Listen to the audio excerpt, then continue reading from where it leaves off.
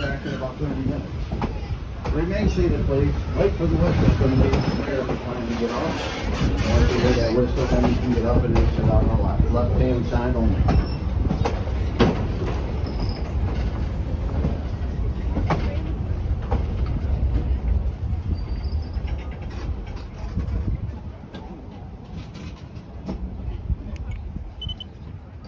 Remain seated.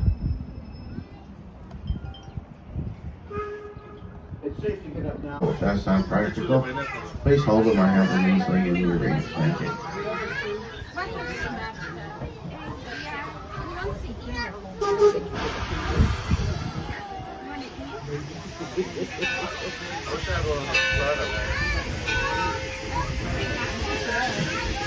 We're on our way now to the main gate fire pump station. We will not be stopping at 5th Street platform because it's under construction. The white building here is the Susquehanna Plantation, built in the early 1800s. Comes to us from St. Mary's County, Maryland, on the Production River. It was 700 acres of tobacco, wheat, and corn. The rust-colored building is the oldest American-made building in Greenfield Village, dating to the early 1600s, the Plimpton House, where Mr. and Mrs. Plimpton raised 7 children in that one-room building in South Sudbury, Massachusetts. The windmill is the Ferris windmill, considered the oldest in the United States, built in 1640 on Cape Cod. It was a gift to Henry Ford by his National Dealer Association in 1936. And the dark gray building next to us, the Daggett Farmhouse, dates in 1754 from Andover, Connecticut.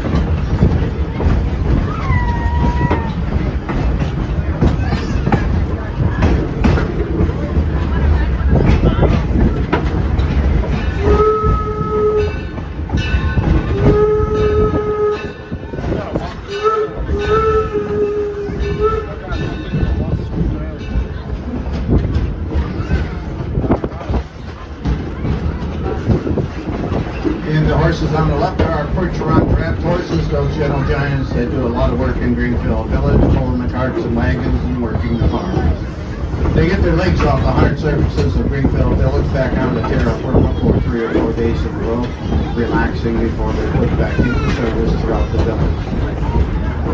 The historic locomotive pointing us today is the number 3 George Lake. It is the oldest steam locomotive operating in the United States, 149 years old, built in 1873. It originally worked the copper mines of the Upper Peninsula, Michigan, donated to us about 1968.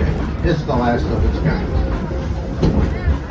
The 8-foot serpentine wall on the right side was built in 1952. It separates Greenfield Village from the Ford test track, where cars and trucks are tested before production.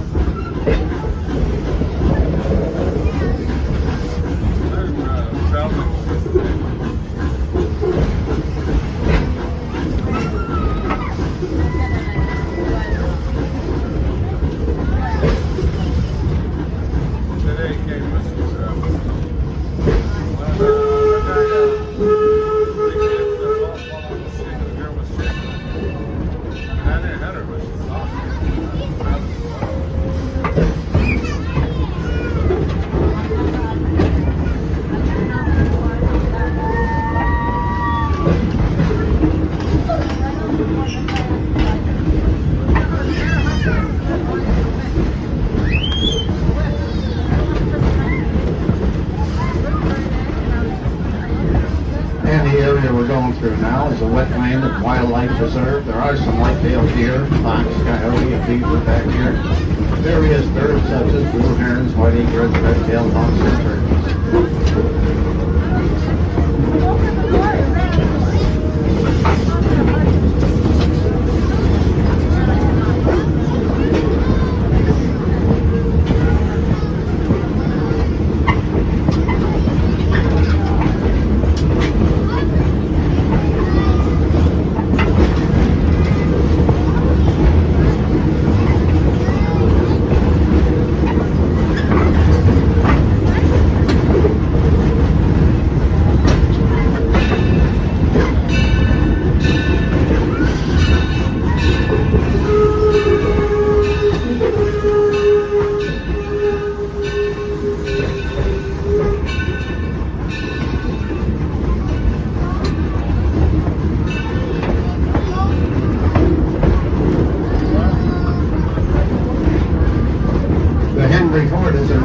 an independent educational institution not affiliated with the Ford Motor Company or the Ford Foundation. We are supported by our donors, our members, and our guests.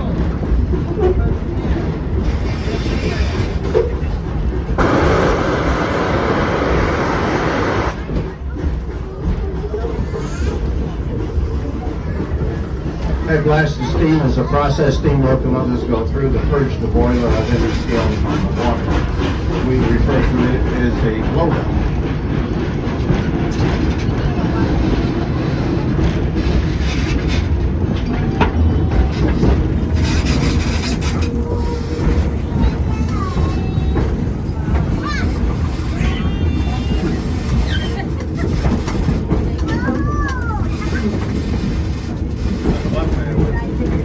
The open field here is called Walnut Grove. It's an activities field throughout our season.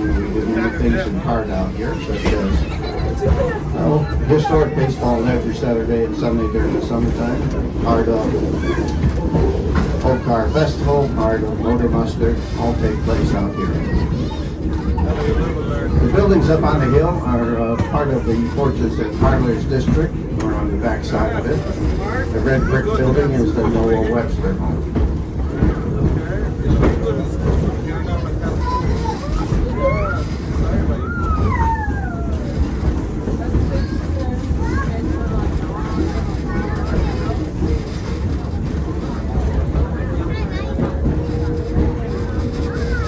The large complex we're approaching is the Henry Ford Academy. It's a charter high school.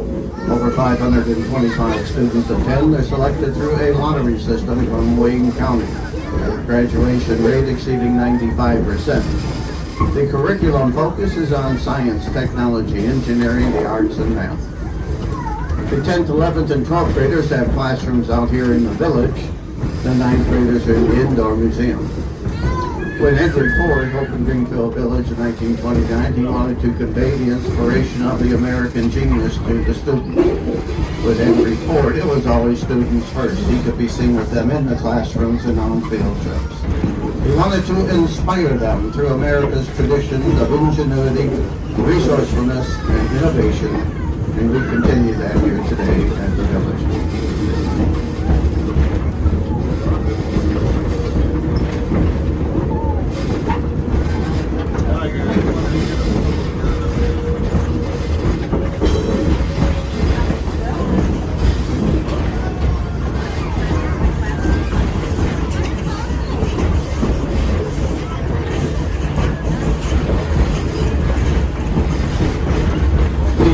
Cars here are the 12th graders' classrooms, at least some of the classrooms that they use.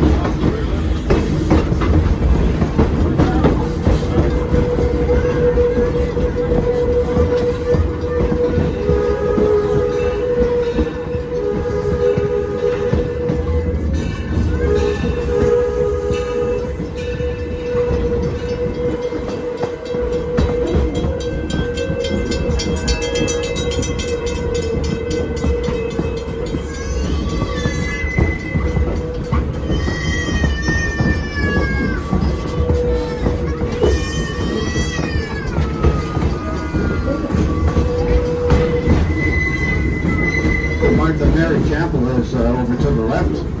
It's a non-denominational chapel, very popular for weddings throughout our season. The name comes from Henry Ford's mother-in-law Martha and mother Mary. It's one of the original buildings.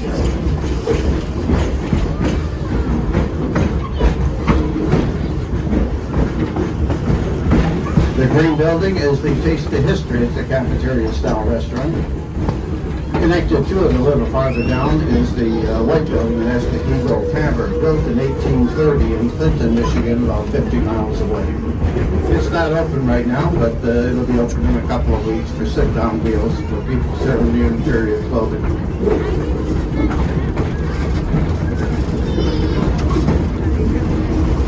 We're approaching Railroad Junction. You'll see the construction going on at Spitz Creek Depot platform to the left. We've extended that platform by about 51 feet. That'll accommodate another passenger car on our locomotive, so we can accommodate many more people, such as need to do for Thomas the Tank Engine will be here in May, a couple of weekends in May, and for other events throughout the year. Smiths Creek Depot is one of the original 28 buildings in Greenfield Village when we opened October 21st of 1929. It's an authentic train depot, comes to us from Smiths Creek, Michigan, about 60 miles north of here, just outside of Fort Huron.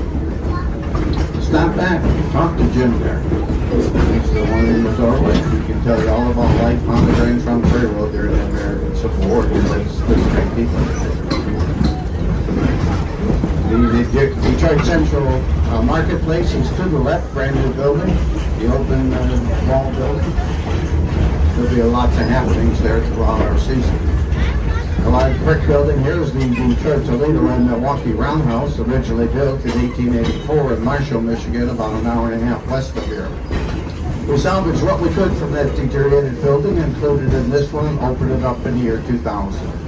We do all of our service, repair, and maintenance in there, but it is not open for visitation yet.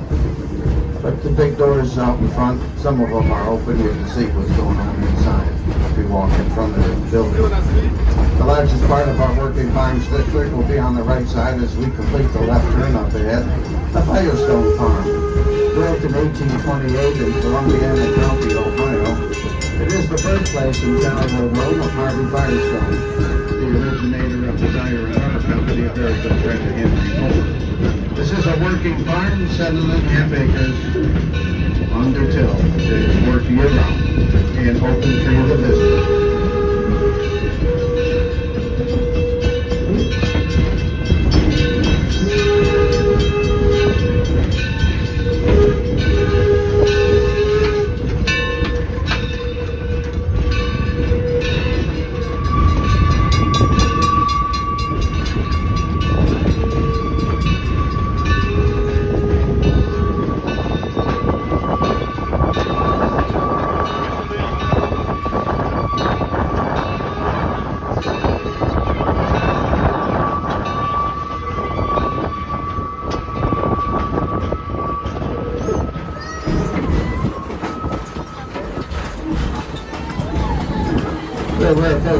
8 Firestone Station.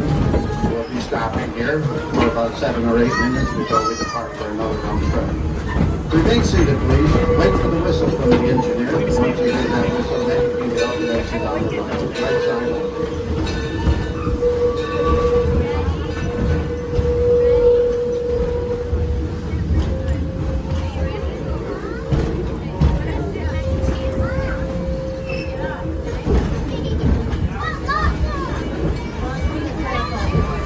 Remain seated, please.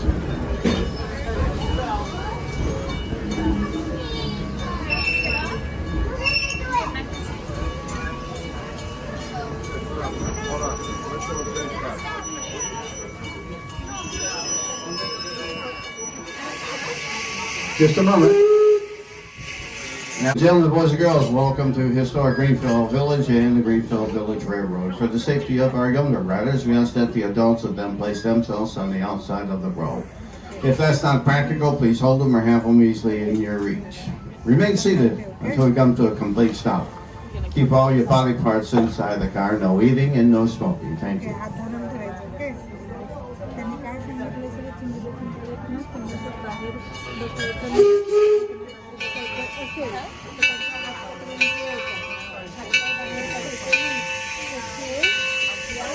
At Greenfield Village, to take approximately 30 minutes, we'll have one additional stop. Please sit down.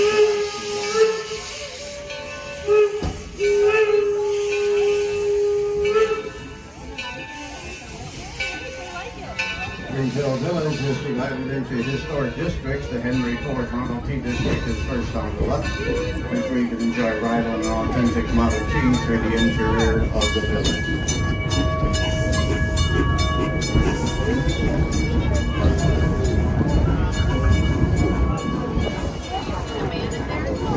Visit Henry Ford's birthplace. It's the white farmhouse built in 1861. He was born there in 1863.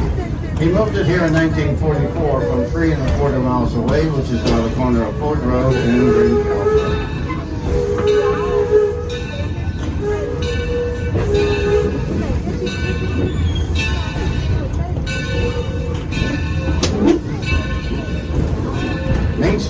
district is where the Wright Brothers Home and Cycle Shops are. They're authentic buildings coming to us from Dayton, Ohio, built in the 1870s. Learn about the beginning of aviation there.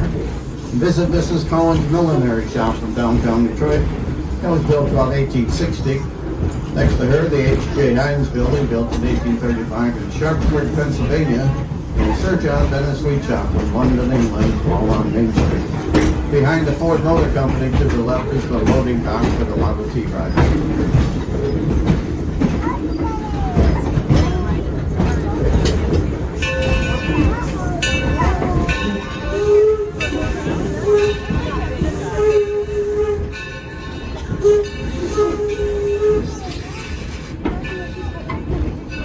Edison at Works is the next historic district. Thomas Edison is credited with 1,093 U.S. patents.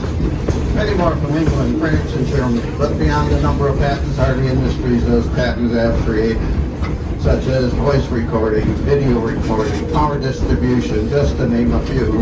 He certainly was the wizard of Menlo Park. The gold building we're approaching is Sarah Jordan's boarding house. Many of the unmarried men who worked for Edison at the lab lived there. It's one of the first buildings in the United States wired for electricity. Next to Sarah Jordan is Edison's official Fort Myers, Florida laboratory. And around the corner from him is the Luther Burbank Garden Office, the only building from the west coast of the United States, built in 1906 in Santa Rosa, California.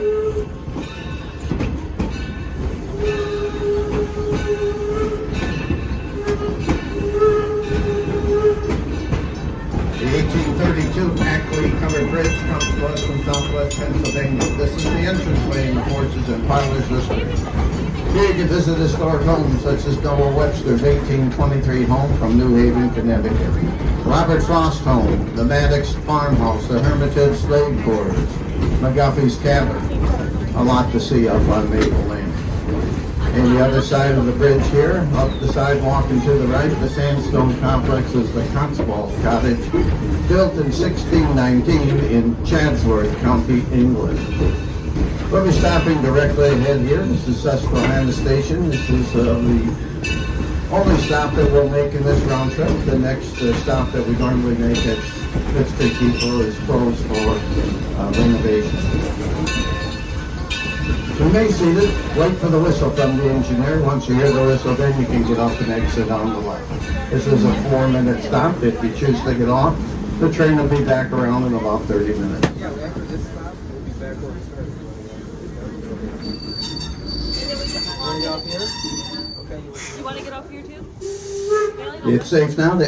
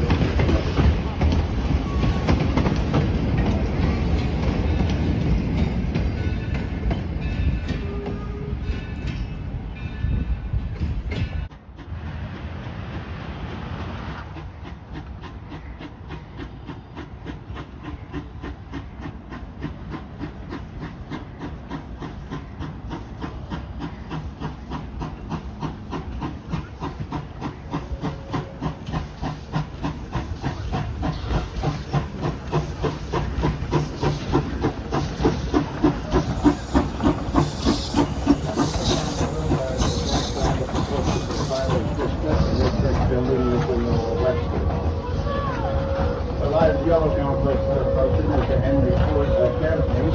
Charter High School, over 525 students attend. They're selected through the lottery system from Wayne County. Graduation rate exceeds 95%.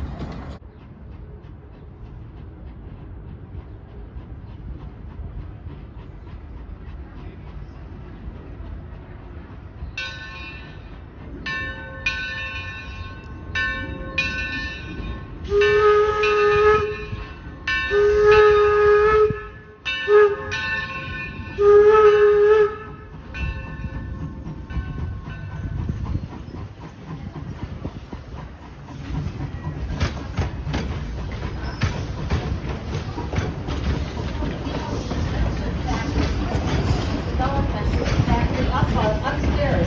It is here Edison and his crew came up with wonderful inventions. The light bulb, the phonograph, behind the telephone and the telegraph. Over 420 patents are received here. You see what that